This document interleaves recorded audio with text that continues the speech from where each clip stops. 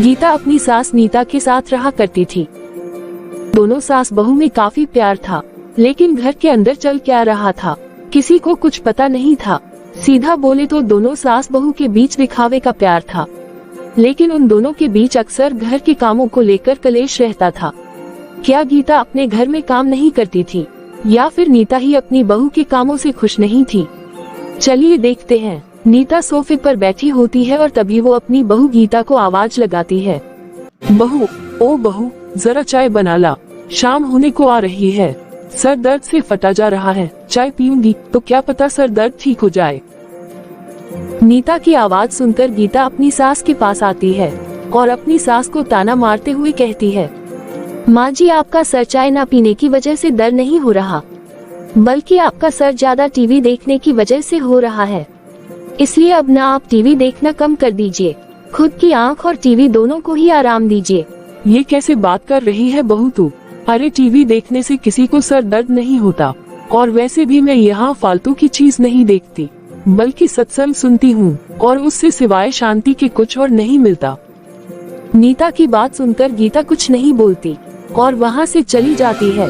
फिर शाम को गीता अपनी सास के पास आती है और शाम के खाने के लिए पूछती है, माँ जी, आज शाम को खाने में क्या बनेगा? हे भगवान, शाम के 7 बज गए और तूने अब तक खाना बनाना शुरू भी नहीं किया। ना जाने आजकल की पीढ़ी का क्या होगा। अरे बहू, तुझे पता भी है, जब हम लोग तेरी उम्र के थे ना, तो हम लोगों का 7 बजे खाना बन जाता था। अरे इस समय तो सब खाना खा रहे होते थे। माँ जी, मैं पूजा करने गई थी और पूजा तो शाम को 7 बजे ही होती है ना। बस जुबान चलवा लो तुमसे, जुबान तो तेरी कैची की तरह कच कच कच चलती है। ऐसे ही अगर अपने हाथ भी चला लेगी तो कुछ हो जाएगा क्या? गीता अपनी सास की बात का कोई जवाब नहीं देती और किचन में जाती हुई कहती है, ठीक है, अगर आप मुझे खाने के लिए नहीं बता रही है तो मैं खुद ही खाना बना रही हूँ अपने हिसाब से। ठीक है, तुझे जो करना है कर, पर अगर तूने अपने हिसाब से खाना बनाया तो मैं भी तेरी सास हूँ, देखती हूँ तू मुझे कैसे खाना खिलाएगी। गीता अपनी सास की बात का कोई जवाब नहीं देती और अपने हिसाब से खाना बनाकर तैयार कर देती है। रात को जब सब खाना खा रहे थे तो रोहित देखता है कि उसकी माँ खाना खाना तो दूर खाने को छू भी नहीं रही थी। ये देखकर वो अपनी माँ से पूछता है, माँ, आप खाना क्यों नहीं खा रही हो? देखो, आपकी पसंद का ही खाना बना है। नहीं, मैं खाना नहीं खाऊंगी और ये मेरी पसंद का भी नहीं है, बल्कि बहू ने खुद की पसंद का खाना बनाया है। क्या बोल रही हो माँ? आप दोनों का किसी बात से झगड़ा हुआ है क्या? देखो रोहित, मैं तो इन छोटे मोटे झगड़ों को नहीं मानती, लेकिन अगर माँ जी छोटी छोटी बातों को लेकर बैठी रहेंगी तो पता नहीं उनका क्या ही होगा। वैसे माँ जी, आपके समय में लगता है नाराजगी कुछ ज्यादा ही हुआ करती थी, तभी तो आप हर बात पर मुंह फुला लेती है। हमारे समय में तो मुंह नहीं फुलाया जाता था, लेकिन लगता है आजकल के बच्चों की आदत है मुंह फुलाने की। बड़ों ने कुछ कह नहीं दिया कि मुंह फुलाकर अपनी मन मर्जी करने लगते हैं, और वो वही करते हैं जिनसे उनको नुकसान होता है। अरे अरे, ये क्या हो रहा है? आप दोनों एक दूसरे से लड़ रहे हो या फिर एक दूसरे को ताना मार रहे हो? मैं तो कुछ नहीं कर रही रोहित, जो कर रही है तेरी बीवी कर रही है। उसका मुंह बंद करवा ले, घर में अपने आप शांति आ जाएगी। इतना बोलकर नीता वहाँ से बिना खाना खाए चली जाती है और अपनी माँ को भूखा जाता देख रोहित गीता से पूछता है, गीता, सच बताना कि आखिर तुम दोनों के बीच ऐसी कौन सी बहस हुई थी जिससे माँ ने खाना नहीं खाया? रोहित, मैंने माँ जी को कुछ उल्टा नहीं कहा है, बल्कि आप देख रहे हैं ना कि माँ जी ही मुंह फुलाए बैठी है, वो भी इसलिए क्योंकि शाम का खाना मैंने उनसे पूछ के नहीं बनाया। अच्छा, तुम फिक्र मत करो, मैं जाता हूँ माँ से बात करने। इतना बोलकर रोहित अपना खाना खत्म करके अपनी माँ के कमरे में जाता है। माँ, आप खाना खा लो। नहीं बेटा, मुझे खाने की जरूरत नहीं है, एक रात खाना नहीं खाऊंगी तो मर नहीं जाऊंगी। माँ, ये कैसी बात कर रही हो आप? अरे ऐसा भी क्या हुआ है जो आप इतना गुस्सा हो गई है? देखिए, मैं मानता हूँ कि गीता की गलती है, लेकिन आप बड़ी है ना, आप उसको माफ कर दो और इस गुस्से को छोड़ दो। देखो, खाने में शाही पनीर बना है, आपको शाही पनीर काफी पसंद है ना? रोहित जैसे तैसे अपनी माँ को मना लेता है और उसको खाना भी खिला देता है।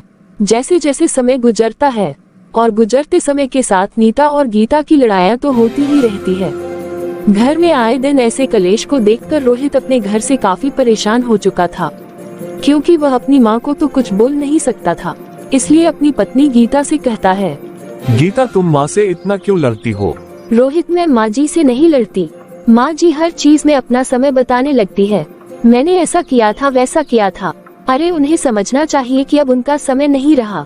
मेरे भी कुछ सपने थे शादी के बाद, लेकिन माँ जी की चलते उन्हें सब छोड़ दिए, ताकि माँ जी को कभी किसी चीज की तकलीफ ना हो। इसलिए मैं उन्हें उल्टा जवाब तक नहीं देती, सारा काम अकेले ही करती हूँ। कभी माँ जी को कुछ काम तक नहीं करने देती, लेकिन फिर भी माँ जी ऐसा बोलती है। गीता मैं तुम्हारी बात समझ रहा हूँ, लेकिन गीता तुम ही सोचो मैं किसे कहूँ। मैं माँ को कुछ बोल नहीं सकता, मैं उन्हें समझा भी नहीं सकता, क्योंकि अगर उन्हें कुछ कहूँगा तो वो कहेंगी मुझे तुमने भड़काया है, उनका बेटा उनसे दूर हो गया है। मैं उन्हें तो कुछ नहीं कह सकता, लेकिन तुम्हें तो कह सकता हूँ ना। मैं तुम्हारी बात अच्छे से समझ रही हूँ, लेकिन रोहित अब आप बताओ मैं क्या करूँ? माँ जी हर समय कुछ न कुछ बोलती रहती है। अगर मैं कुछ नहीं बोलूँगी तो माँ जी मेरा जीना दुश्वार ही कर देंगी। चलो कोई बात नहीं, तुम कोशिश करो गीता चुप रहने की। तुम खुद बताओ, अगर माँ बोलती रहेंगी और तुम माँ जी को कोई जवाब ही नहीं दोगी तो माँ जी अकेली कितना बोलेगी? रोहित गीता को जो समझाना चाह रहा था वह गीता अब आसानी से समझ जाती है, लेकिन उन दोनों की यह बातें कमरे के बाहर खड़ी नीता सुन रही थी। नीता उस समय किसी से कुछ नहीं कहती और चुपचाप अपने कमरे में चली जाती है।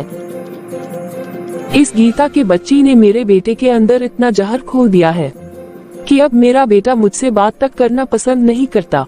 पर कोई बात नहीं, मेरा नाम भी नीता है। अगर मैं अपने बेटे की नजरों में बुरी तो बन ही चुकी हूँ, तो कोई बात नहीं, अब मैं अपने बेटे को दिखाऊंगी कि उसकी बीवी गलत है, ना कि उसकी माँ। इतना बोलकर नीता अब चादर तानकर सो जाती है और अगली सुबह नीता 5 बजे ही गीता के कमरे का दरवाजा खटखटाने लगती है। जैसे ही गीता अपने कमरे का दरवाजा खोलती है तो वह अपनी सास को खड़ा देख हैरान हो जाती है। माँ जी अब सुबह सुबह क्या हुआ? आपकी तबीयत तो ठीक है ना? और आप इतनी जल्दी तैयार भी हो गई, और अभी तो सुबह के 5 ही बज रहे हैं। बहू वो इसलिए कि तुझसे जल्दी उठा नहीं जाता, और मेरा तुझे कितना सिखाने के बाद भी तू अपनी हरकतों से बाज नहीं आती, तो सोचा बार बार तुझे बोलकर अपना मुंह क्यों खराब करूं। इससे तो अच्छा है मैं खुद ही सब मैनेज कर लूं। खैर इन सब को छोड़, मैंने घर का सारा काम कर दिया है, मैंने पूजा कर भी ली है और चाय भी बना कर पी ली है। अब तू आराम से सो जा। नीता की यह बात गीता के सर से ऊपर जा रही थी। उसको कुछ समझ में नहीं आ रहा था कि उसकी सास को हुआ क्या है, और अपनी सास के जाते ही गीता अपने पति रोहित को उठाती है और उसे सारी बात बताती है। अरे करने दो ना माँ को जो करना है, 4 दिन करेगी फिर खुद ही थक जाएंगी, फिर तुम्हारे पास ही आएगी। इतना ओवरलोड मत लो, सो जाओ। रोहित की बात सुनकर गीता आराम से सो जाती है। ऐसे ही कई दिनों तक नीता घर का सारा काम करती रहती और गीता आराम करती रहती। और ऐसे ही एक दिन सुबह जैसे ही गीता अपने कमरे से बाहर आती है, वो देखती है कि ना तो घर में कोई काम हुआ है और ना ही खाना बना है। ये देखकर वह सीधा अपनी सास के पास जाती है। माँ जी अब तक आपने घर का काम नहीं किया, आज क्या हुआ? आज आपके अंदर आलस आ गया क्या? मैंने तो सुना था कि पुराने जमाने के लोगों में काफी फुर्ती होती थी। बहू तू महान है, तू ही इस घर को संभाल ले। तुझे देर से उठना है, बिन नहाए किचन में जाकर खाना बनाना है। जा, तुझे जैसा करना है जो करना है कर। पर माँ जी अचानक आपको हुआ क्या है? नीता गीता की बात का जवाब देती कि उससे पहले रोहित बीच में बोल पड़ता है। वो मैं बताता हूँ। वो हमारी पड़ोस वाली आंटी भी माँ की तरह ही एक्साइटमेंट में आ गई थी और माँ की तरह काम कर रही थी, लेकिन अचानक उनका पैर फिसला और वह नीचे गिर गई और अब वो हॉस्पिटल में है। और उन्हें देखकर मैंने माँ को समझाया और उन्हें समझ में आ गया कि अब के लोगों को अपने हिसाब से काम करने देना चाहिए। हाँ बहू, और वैसे भी मुझे मेरी बॉडी और मेरी जान मुझे दोनों ही बहुत प्यारी है, इसलिए आज से तू ही संभाल जैसे संभालना है। ये सुनने के बाद सभी हंसने लगते हैं और इस तरह अब गीता अपने हिसाब से घर चलाने लगती है और अब उसके घर में कलेश बिल्कुल भी नहीं होता।